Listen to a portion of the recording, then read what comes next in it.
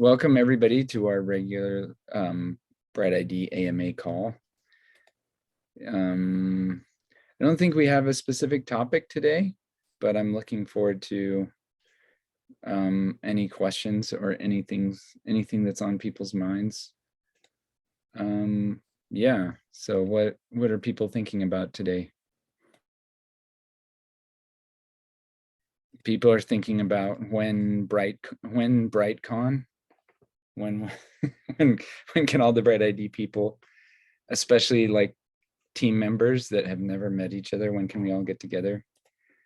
I think last week when we had our call with Panvala, I think that's part of the puzzle right there, because like if you're trying to fundraise for dev work or something like that, that's one thing.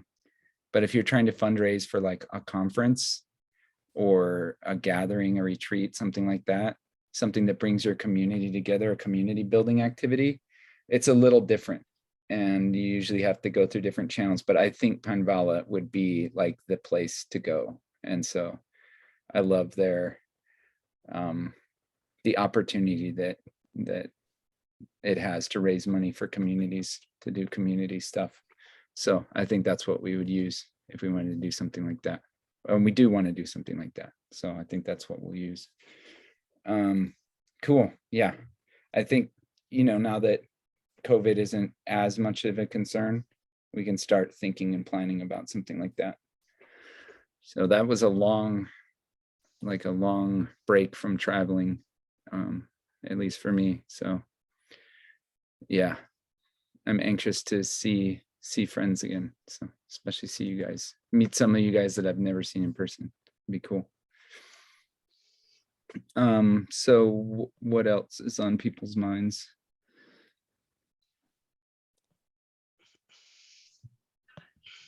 Any like engineering updates? I have little things I can update on, but does anybody have like any cool features or integrations they're working on? Because I see most of our core team here. I know the profile service is getting better, so that's cool. I think most people don't understand what the profile service is. Do you want to maybe explain in 5 minutes or less what the profile service is, Michael? And how we use it, and like how it's decentralized and private and all that stuff? Yeah, so the profile service, we use it to make connections. So when I create a QR code and you scan the code, what happens in the background is that the QR code contains an encryption key, and I upload my data encrypted with that key, and you upload your data encrypted with that key. So only we two who know the QR code can decrypt and read the data. So the profile information is just shared between only the people that know the QR code. And so what I'm currently working on is to enable the client to persist any open connection channel. So for example, if you do a social recovery, which might take several hours or days, right now you need to keep your client running until it's finished. And with my change that is in the pipeline, the client will just remember that it had the recovery process going on. And yeah, so you can just create a QR code, pass it on via email, via messenger to your recovery connections, and then you can just shut down the client and check back later in 1 or 2 hours, or maybe in the next day, to see if your connections have uploaded their recovery data to the channel. And yeah, the client will just continue working on the existing channel. So this is the stuff that I'm working on. It's not yet live. So right now, any client in any channel will be closed when the client is closed. So this will be a nice enhancement, especially for the recovery cases. Yeah, that's really cool. So a lot of those changes are helping to reduce the load on BrightID nodes, so that they don't have to store data any longer than they need to. And yeah, one of the things I really like about the profile service design is that it's scalable, which is sometimes hard to do in blockchain applications, but or decentralized applications. But the thing that makes it scalable is that you can, when people are making a connection or doing recovery, they can choose any node that they both can find. So the nodes are kind of like something we explored years ago, but then throughout was there's something called an ICE service, which is actually really heavy. But the whole point of it is it's actually a tricky problem for two devices to find a path to each other over the internet. They need help. Like they need some way of doing that. So even if I don't know, like even if two people with mobile phones are right next to each other making a physical connection, they could be on different networks and they have to find like a path. And so the cool thing about BrightID is it uses BrightID nodes to help those two devices or two people making a connection to find a path to each other on the internet. And it can use any BrightID node. So if they'll just find one that they both can connect to and use that, and that's what makes it scalable. So I like it. I'm glad that we're using it for social recovery as well. I know it can be slow if you've got lots of connections, like some people in here have thousands of connections. And so it can take like hours. Like I don't even remember how long it took Ashraf to recover his profile last when he had to recover to a new device, but it was a long time. But anyways, that's not something most users have to face. Only like super power users have to face that problem. But yeah. Oh yeah, the one thing that I'm really excited about for the profile service update that you're working on is we finally get something that we've wanted for a long time, but we just had to make sure that we did it in the proper way, especially considering like security, different attacks, that we should now, if I understand correctly, once this release goes out, we should be able to make a connection request that lasts longer. So right now, 15 minutes is the, there's a timeout for 15 minutes.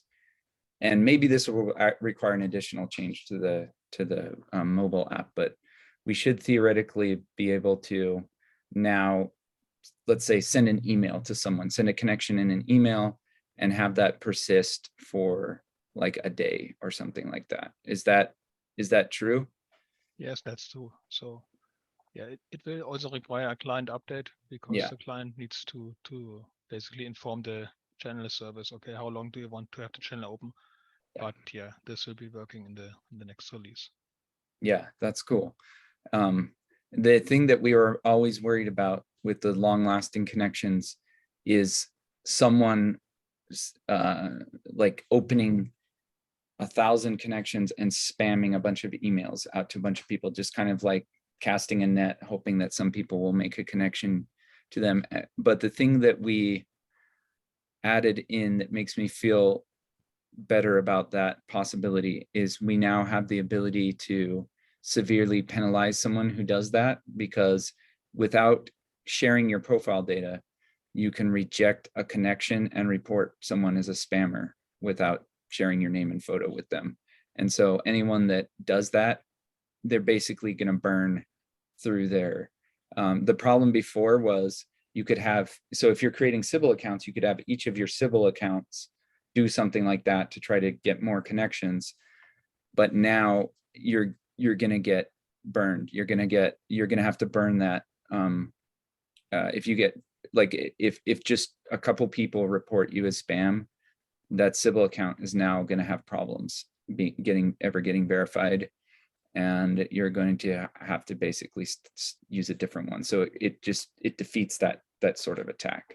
So now that, since we have that in place already, I feel more confident about having these longer lasting connections, and I don't see any reason not to do that. And it makes it easier for because there's been times where I'll turn on my computer in the morning and I'll see, oh, I have some Discord requests, someone asking me to help them do social recovery, and oops, it's been too long or something, or someone trying to make a connection request, like a legitimate connection request with me, but it's been too long, so it expired. It's never been like a huge hassle, but I think it is. I think it's nice. I think it's nice to be able to have longer lasting connections and cut back on some of that frustration, like having to, especially if you're in different time zones, like having to find the right time to connect with someone. Yeah. So should be nice. And oh yeah, yes, sir. So Sergey is asking, could we attach a disclaimer to those 24-hour connection requests so the recipient sees a warning message? Yes, that's a great idea. So unfortunately, attackers can kind of like, maybe, okay, so yes, not in the connection request itself. So here's the thing. The way it should work is this: if you get a spam connection request, you should report it before you ever share anything about your profile. So yeah, I think the flow could look like this. You open up a connection in your BrightID app. If it is one of these longer connections, it can warn you about that and then give you the option to mark it as spam right from there, before you share your profile, in the same way that other connections allow you to do that.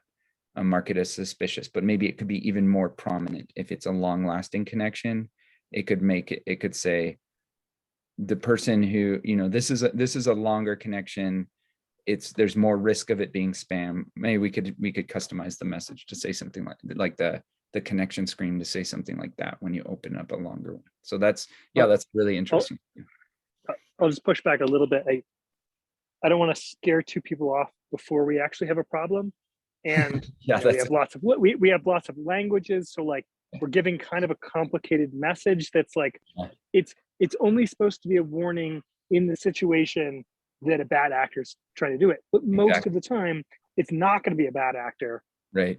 So, and like the nuance of that, like message across multiple languages, I think the chances that we screw it up is pretty high. Yeah, that's true. We like make it sound scary, and then people will be like, "Oh, I don't want this because it might be bad," when really it wasn't bad, and now like we've caused problems for people. Just caution on that. Yeah, you're right. We had to do a lot of research and trial and error and user studies to figure out just the right way to allow people to mark things as suspicious or report things without making it too scary to do so. And that's a really fine line. So yeah, I mean, so we know suspicious basically works. So if we can just reuse that may be the best way. But unless we want to do another user study on this, but you're right, spam is not a problem yet. So maybe we wait until spam is a problem to even address that. But yes, Sergey, we can do something like that. And also we've also talked in the past about limiting the number of open channels that an account could have. If it's like, right. if an account can only send out 10, then they can't spam that hard. Exactly. Yeah, that's another one we've talked about. And yeah, and it's pretty rare that you're going to need more than 10 open long-lasting channels at a time. Yeah, exactly. Yeah. And it's like when you get to 10, it's like you can someone can fill it on the other end, or you can close it to open a new one. It's just like, that's not that tight of a limitation. Yeah, so I think that's a good feature that we've known that we wanted. And once we do have these long-lasting requests, so first we build that in, the next we build in a limitation. And to be able to do that, I think we also have to have the feature that you just said where you can cancel them. So if you did, let's say, accidentally create a request and send it out to the wrong place or something, maybe Or you you just found can out that, reuse it, or, well, here's the problem. Reusing requests. I think that's the thing, is we were thinking like, well, the person could also just like send the same request, and just, because if you're casting a big net and trying to catch people in a trap, you could, instead of generating like 100 new connections, you just generate one connection request and send it to 100 different people, and whichever one bites first is the one you catch, and the other ones you just ignore. So so that may not actually help against the smart attackers, but what really does help is the fact that if just one of those people says, I will, like, this is totally spam, like this guy's a spammer and I'm reporting them, then it puts a big red flag on that account until they go and get it cleared somehow. So right, you get that done a couple of times and your accounts basically can't get verified. there could also be like in Discord, you can set it that like only friends of friends can send you a message. So like there could, if in the future it became a problem, you could have some kind of limitation like that on like what even comes into your device. That, right, you can't receive requests from people that are not connected to one of your connections. Yeah, or it could warn you. I mean, it already does show you, but it's not like front and center. It shows you how many mutual connections you have. And so if things look weird, you can mark it as suspicious, but it doesn't like call that out more prominently. Or like you were saying, don't even allow it. The only reason right, so it would be on the user side. Right, there's plenty of users that it's like when a new person goes on Discord, they're fine. They don't need to set the setting that like, hey, only let friends of friends contact me, because it's not a problem. And then at some point they get enough servers and then the spammers start, and then they have to turn that on. So right. it's like it's a step you take after a while, right? If you have no connections on BrightID, you definitely don't want that setting enabled. Yeah.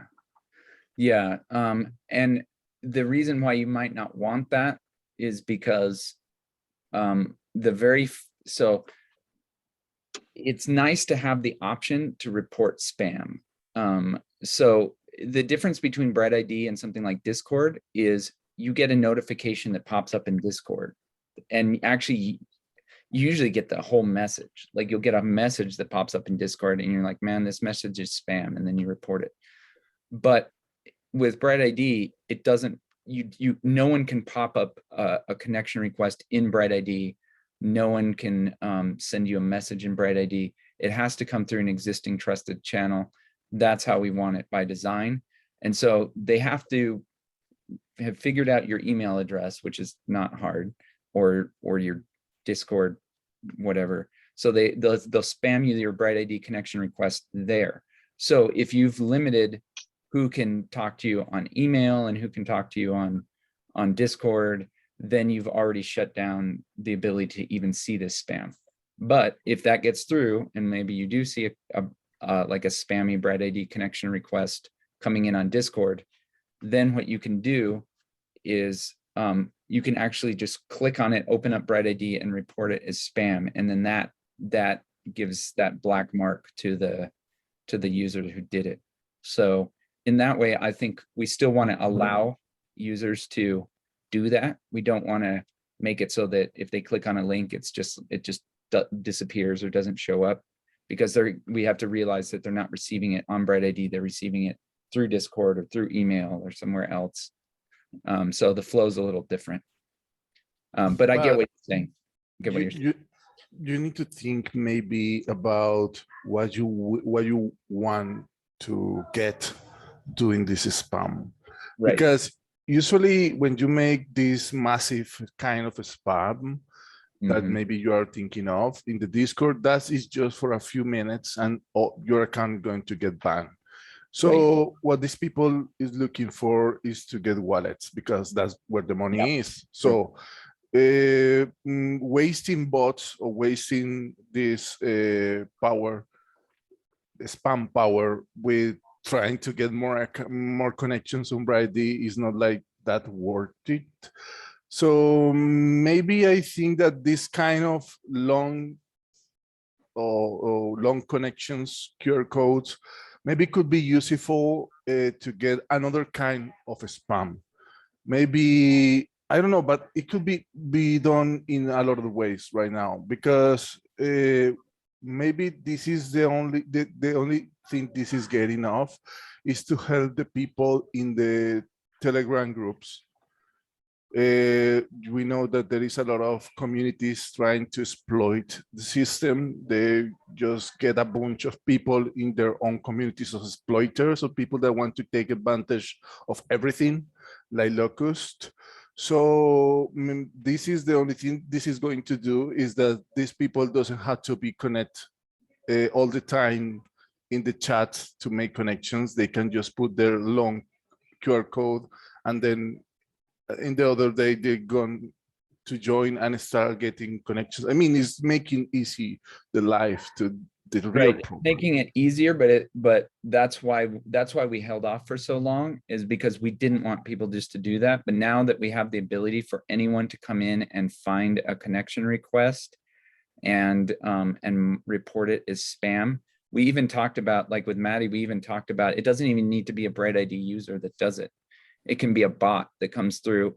Like you could add like a BrightID spam detecting bot, or you could add that feature to the BrightID bot in Discord, that it looks for these connection requests. And if it finds a public connection request, it just marks it as, it just reports it as spam. And so because we have that feature, I think that makes it very risky for an attacker to do something like that, leave a long-lasting connection out there and hope that someone connects to it, but in a public place. But if you're doing email, you might be willing to, I mean, it's a lot of work. It becomes a lot of work knowing that all it takes is one person to report you, and you've burned that sybil account. So you need to try a lot more. Like you need to, I don't know what the strategy would be, send out 100 emails per sybil account and hope that some of them get someone to connect, and also don't get someone to report them as spam, and then just keep doing that over and over. But it does make it a lot harder. So we haven't seen any evidence of anything like that. No. So this is all just like, to be honest, the only kind of spam I get, and it's really few, really loose, is the group connection. So sometimes there is weird groups inviting me, because I mean, I am connected with thousands of people, so the stars usually got thousands of people, and some of these guys just make groups and invite us, but I just ignore that invitation, because I don't know even who they are. But I don't get, I mean, maybe because I am the admin, I don't know if it's our communities is getting a span of people trying to convince and to make convince them to make connections with them. I don't know, and no one has reported me that kind of behavior inside the community. And so that can't really help people get their sybil accounts verified if they're spamming group. It's just a nuisance. And I think probably it's users that don't know what they're doing, and they're just like, oh, there's a group feature, I'll try it out. Oh, look, here's someone in my connection list, Victor. I can, the only one I get one time. Sure, I'll add him and do. I just think they don't know what they're doing. And yeah. And then as far as like the other types of spam I've seen, I have seen people spamming, trying to get B2 verification, just being like, hey, anybody, like, who wants to make an already known connection? Like, I've seen a lot of that stuff. And again, that's just people not knowing what they're doing. Yeah, Duke, you have a question. Well, I was going to ask if this feature, this 24-hour connection feature, is this for people that are like supporting others, like say in a Discord situation where they've got a bunch of users on their server and they're trying to help a community get connected. These connections are going out No. Imagine that sometimes we got people that are really busy, and imagine that you want to connect with a friend, but you don't have the time to meet in days or weeks. So you just send him an email with this for 24 hours QR code. So he has all the time of the day to read the email and make the connection with you. Because right now the QR code just expires in 15 minutes. So sometimes, I mean, you want to have the connection right now, but maybe you cannot see because you are in meetings, because you are working, because you are traveling, and maybe it's just to fix that kind of problem. It's a really specific problem, but it's there. And Adam, that is really busy, sometimes got that problem. So Yeah, I there have should that be problem. more people with that problem. I have that problem where sometimes it takes like 5 times before I get connected with someone, because it's like, oh, okay, I saw your message. Oh, yours expired, but you're not online. Let me send you one just in case. And then they see it, and then, oh, it expired. Let me send, and we just never happen to be online at the same time. So it's trying to solve that problem. Well, that happened to us too. Our community, that we got into BrightID, and it was one person that sort of let everybody know about it and then kept saying, hey, look at this, look at this. And by the time everybody got on board and started getting these connections requests, we all had trouble because it was 15 minutes, it would expire here, 15 minutes. But it was one person that was sort of sending these all out and coordinating it. So I think the 24-hour connection probably would have been great for that person. It sounds like Yeah, I mean, it's not going to fix a problem that we got, but it's just a quality of life improvement. But what we are talking about is that we don't want to make a real problem doing this kind of 24-hour connection. So we are just brainstorming about what problem this could get to the everything we got right now. But really right now we're trying to make a really big problem about it, but there is nothing really heavy about it. Yeah, we have no evidence. We're like brainstorming these elaborate attacks that might happen, but we haven't seen any evidence of that. And we think, we'll just deal with those as they come, if they do come, because it's a lot of work for very little payoff for someone who's trying to spam that way. But sorry, Duke, please. Everybody that has the already known status, they're not giving that away to just anybody anyway, right? Right. So is anybody falling for this if somebody sends a spam link? Not that we know of. The only thing that we've noticed that is 2 users, and this is kind of like a mutual misunderstanding. So it's subjective. If I want to call our relationship already known and you want to call it already known, we can do that. And so there's some users who have figured out that under the B2 verification, already known means something different than just meant. And they realize that they need already known connections. So what they're doing is they're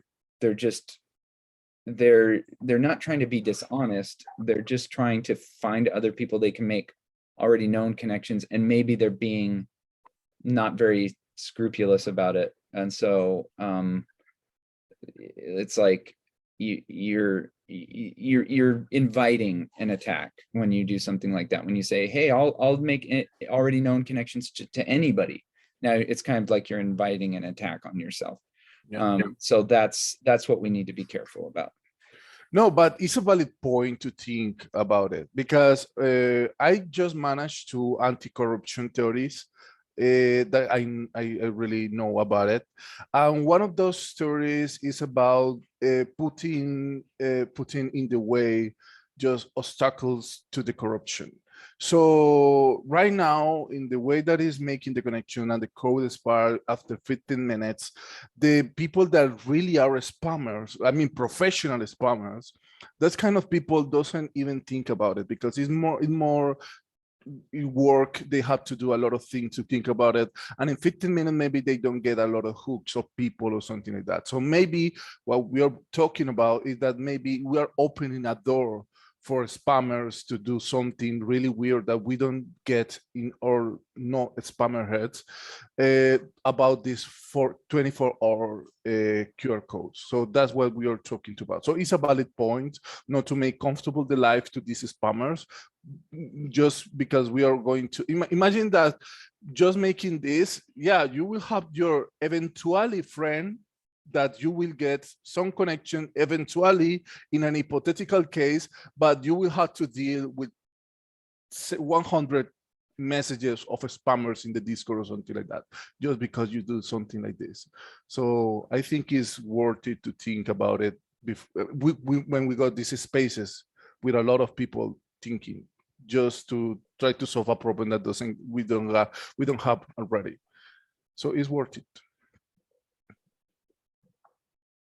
Yeah, I saw you had your hand up, Duke. I'm sorry, that was from the question asked a couple minutes ago. Okay, cool. Yeah, so so remind me, what was the community that you're a part of where people were trying to get connected on BrightID? It's just a local crypto community that I've been in for a long time, and it has a person in it that is just kind of been around a long time and is into this project and was able to introduce it to us. It's like think like if I lived in Tucson, it would be Ethereum Tucson. Right. So do you also have seed group status in this group? Because that's something that we like to, it's currently kind of a slow process. It's not as decentralized and fast as we want it to be. And eventually with Aura, it will be easy for communities just to like start kind of generating their own verification power within their community. But right now, to have that kind of verification power, to get that meets verification, your community has to register itself as a seed community. And so we have a process and we have a form for doing that. So if that's something that you guys want to do, if you want to be able to verify your current members and new members without going to a connection party, basically being your own connection party, you should definitely apply for seed status. And like I said, it's not as fast and as decentralized as we want. It's a kind of like there's a DAO called Seed DAO that manually reviews all of the requests and then votes on it. But it's still worth doing. So let me post a link for that. But it's called the seed nomination form. I'll put a link to that here in the chat for you, and you can share that with your community. Okay, I will.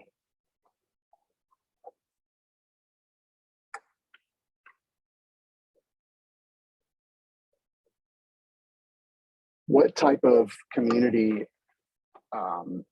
This is a curation process, essentially, is what you're saying. Is that correct? Yeah. So it's what we're using now. It's kind of, so at the beginning, we knew we were going to need something like this when we first launched BrightID, and that's actually why we created groups. And we always had this thing called seed groups, and the seed groups, basically, without it, the algorithms that look at the BrightID graph are just kind of blind. The only thing that they would have to look at is the structure of the graph created from people making connections. But if you're an attacker, you could just take the structure, the existing structure, and make a complete clone of it using your own symbols, and the algorithm wouldn't be able to tell the real half from the fake half. And so to prevent stuff like that, we needed to have what we call seeds, which are kind of these pre-trusted points.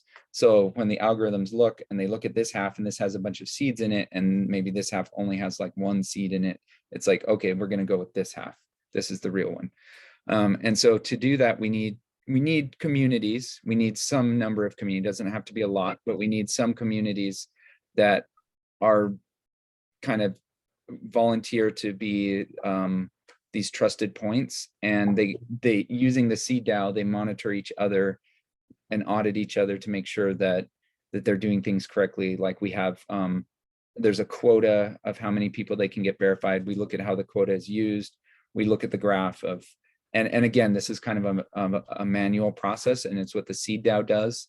We want to decentralize this, and it'll be the same sorts of activities that Aura players will do, but the difference between seed DAO and Aura players is, like with seeds and seed DAO, there's like one kind of central group, which is CDAO, and CDAO does all the curation and decides who can get seeds, which groups can get seed status, and then hopefully like also coordinates the monitoring of the seed groups to make sure that they're behaving properly. So that's all done with the CDAO group.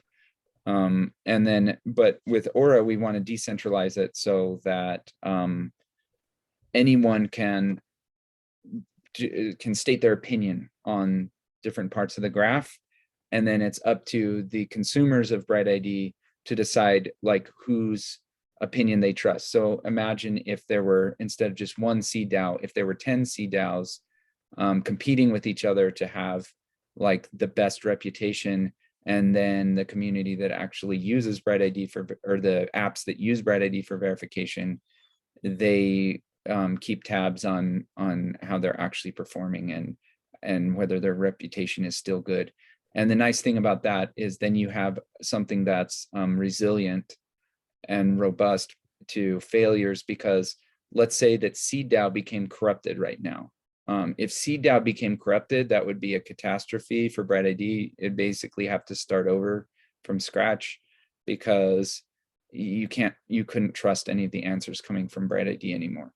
But in Aura, if like one, we call them energy flavors, but if like one flavor of energy, which represents like a team of people that are working together to provide answers to the Aura game, if that team becomes corrupt, and that flavor of energy is no good anymore, then people can be like, okay, we're not going to use that one anymore, but we still have these other 9 energy flavors that we can look at, and so it doesn't immediately like bring the system to a halt.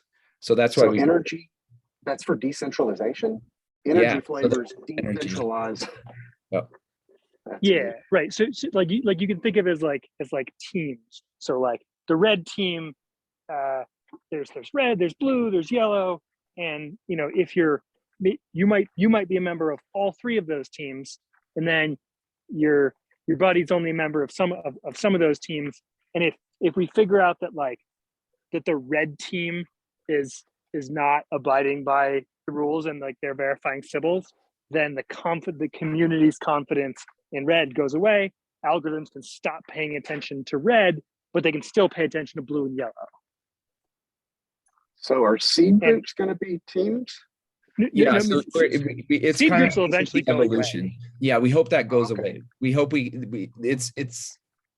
hope we can just once Aura's up and running, we hope that we just won't need seed groups anymore. So are you saying Aura will be there'll be a layer of that for seed groups to sort of operate in as they do now, but just with one of them operating? There'll be more, and it will be. And importantly, Aura stops being about authority. Doesn't go in groups. In seed groups, it goes by group. In Aura, it goes by individual people, but they're passing around like a team asset.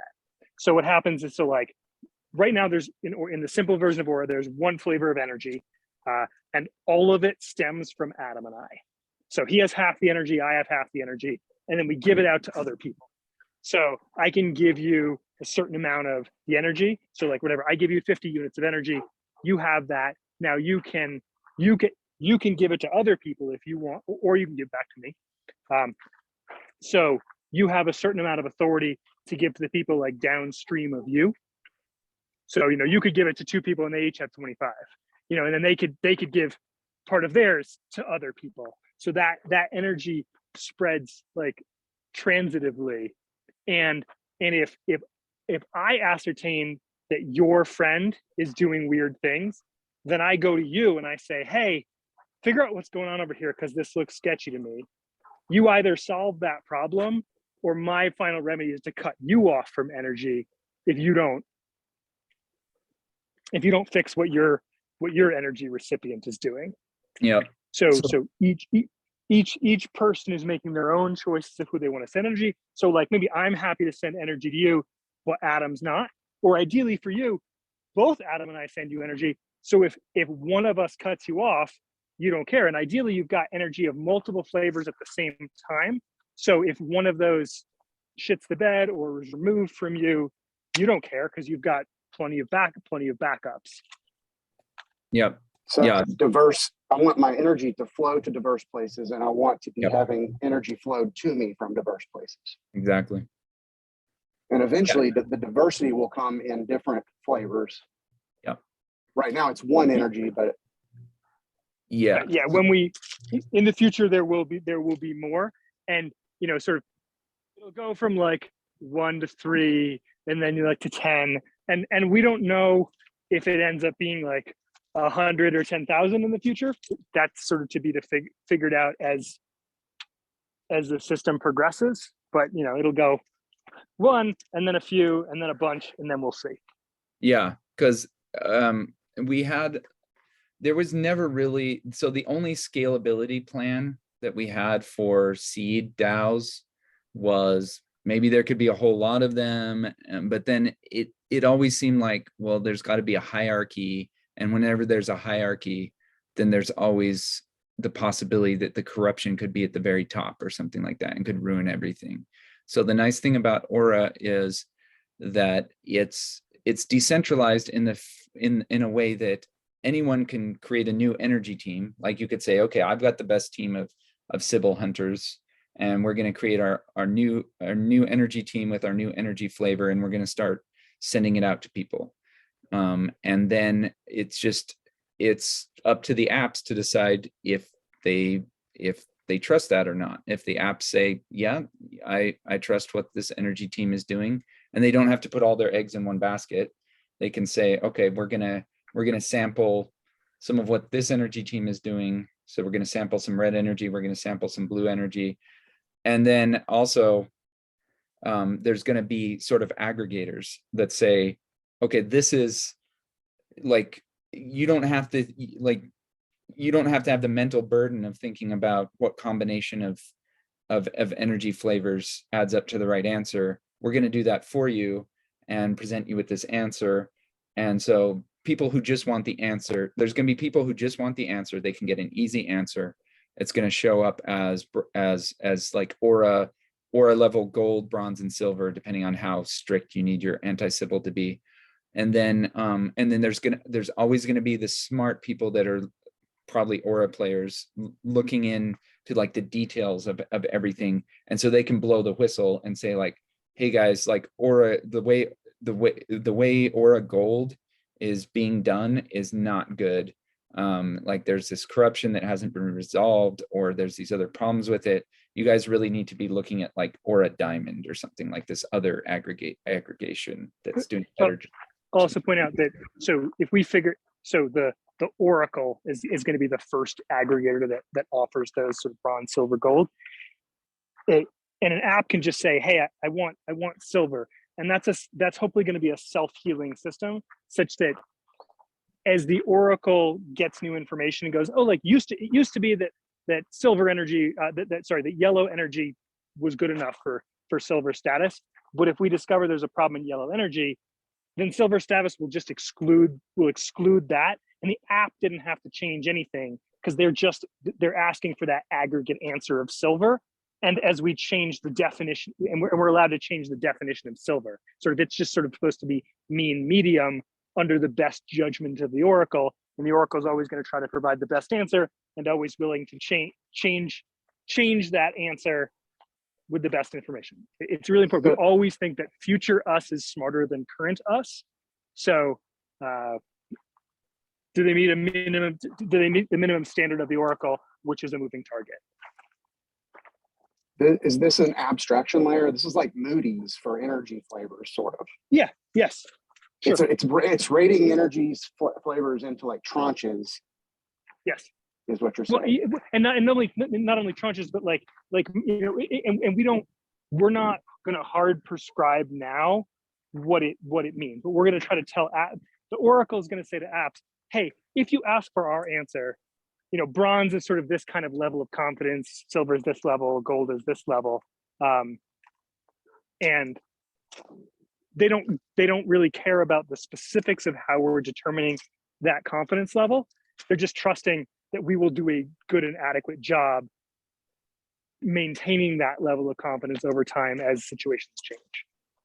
Yeah, And they don't have to listen to Oracle. Like they can do whatever analysis they want. The Yep. Oracle is just like a simple offering. No one has to use it, but anyone's welcome to use it.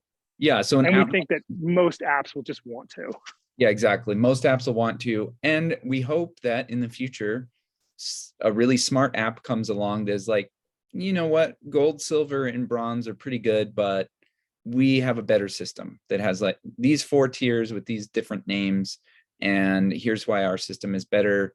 And everybody just moves to that instead. Like that's totally fine. Like with there's room for that. So it's not like we have to, just because we're launching the first Oracle doesn't mean that it has to win or anything like that for the system to be successful. You use Moody's, right?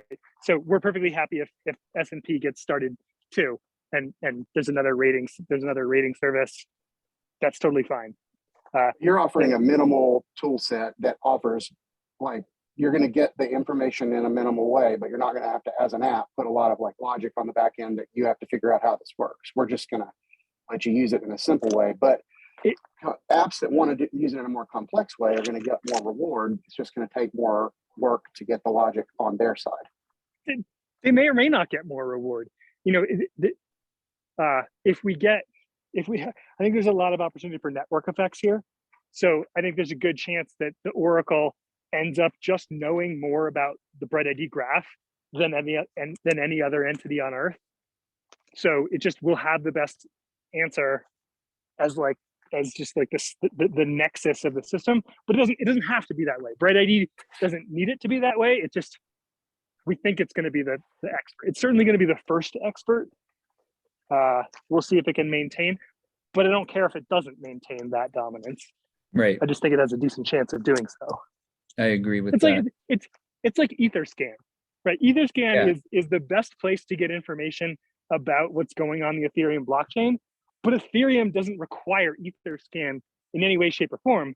It's just the best tool to analyze it. Right. So tons of people use it. Analogy.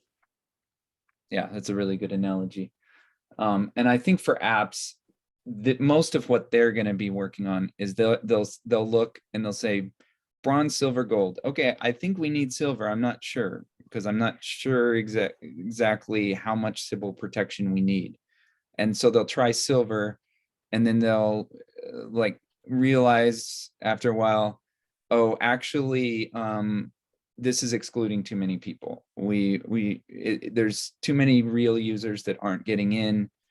We need to back it down a little bit. Let's just use bronze, and that should be okay. And then so they try out bronze, and they're like, yep, that's a perfect fit. Or it could be the other way around, where an app's like, they start out with silver and they're like, this just isn't enough. It feels like there's too many symbols getting in. Let's bump it up to gold. And now, you know, it's a little harder for people to get the verification, but that's okay. We're okay with that because it keeps out more symbols. Or they could say, hey, we're going to use bronze plus a required POAP. And why does bronze exclude less real users than silver? Yeah, silver? so that's kind of like always the trade-off. That's the eternal trade-off, because you can never get a perfect sybil protection system, unfortunately. There's always going to be some real people that are excluded. So let's say that you're trying to give out a universal basic income. On the one hand, if you make it too lenient, the system will be destroyed because the bad actors will collect too much of the share and just dilute the whole system and ruin everything. But if you make it too strict, then you can no longer call it a universal basic income, because now like too many people are being excluded. So you can never. Here's a simple analogy. You gotta like choose which trade-offs you're comfortable with and just go from there. Here's an analogy. You know, when you have to do like the captchas where there's a word, you know, there's some like letters and numbers, and you have to type in what they are, and they're kind of blurry and hard to see. And usually they're pretty easy. Sometimes though, they're so hard that even as a real human really trying to do it, you can't. They're too blurry and obscured, and that's really frustrating, because you're like, dude, I am a human. I'm really trying to do this. You just made the freaking test too hard. So BrightID needs to vary how hard you want to make that test. But if you make the test too easy, then the bad guys can get through. But if you make the test too hard, then real humans get frustrated because they can't get through. You know, if they were willing to do enough work, they could, but they may not be willing to do it to be part of your community. Yeah, and I'm hoping it also, in BrightID, it matters who you know. So Yeah. like if you, like the B2 verification, if you know us, the people like on this call, you're gonna have no problem getting a B2 verification. Duke, you've been here a bunch of times, you're B2 verified now. But if you didn't know any of us, it's really hard to get B2. Yeah, totally. Yeah, and that's why I think in the future it's not going to be like right now. That sounds kind of scary. It's like, oh man, I have to choose the lesser of two evils. Like, do I want to exclude a bunch of people, or do I want to like let in a bunch of bots? And in the future, I hope that all of the levels get much better by the growth of the network. The more people that we have in BrightID, the less dramatic the trade-off has to be. And so in the future, like the difference between bronze, silver, and gold is going to be like these tiny little differences. And maybe we won't even have bronze, silver, and gold in the future. Maybe they'll just be like one standard verification that is good enough for UBI, but is also like good enough for something that doesn't have that strict of a requirement, because it's just like easy to get, but it's also really good against sybil attacks. So that could happen in the future.